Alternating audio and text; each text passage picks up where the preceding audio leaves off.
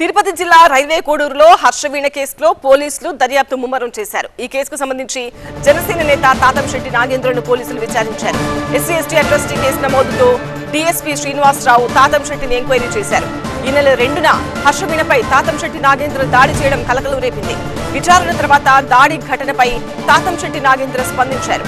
అయితే తాను పోలీస్ లాఠీతో కొట్టలేదని పైపుతో కొట్టానని చెప్పుకొచ్చారు. ఎప్పుడు విచారణకు పిలిచినా హాజరు కావాలని పోలీసులు చెప్పినట్టు తాతంశెట్టి నాగేంద్ర వెల్లడించారు. డిఎస్పీ గారు నిన్న జరిగిన సంఘటన మీద విచారణ కోసం పిలిపించారు.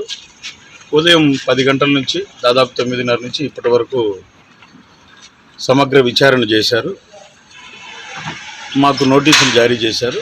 మళ్ళీ మేము ఎప్పుడు ఇన్ఫామ్ చేస్తే అప్పుడు రావాలి అని చెప్పి సదరు ఉన్నతాధికారులు చెప్పారు. మేము కూడా సంపూర్ణంగా మీకు సమగ్ర విచారణకు సహకరిస్తాము. మీరు ఎప్పుడు పిలిస్తే అప్పుడు వస్తామన్నారు. కాకపోతే ఇది కేసు విచారణలో ఉంది కాబట్టి దాని గురించి పూర్వాపరాలు తర్వాత మాట్లాడు.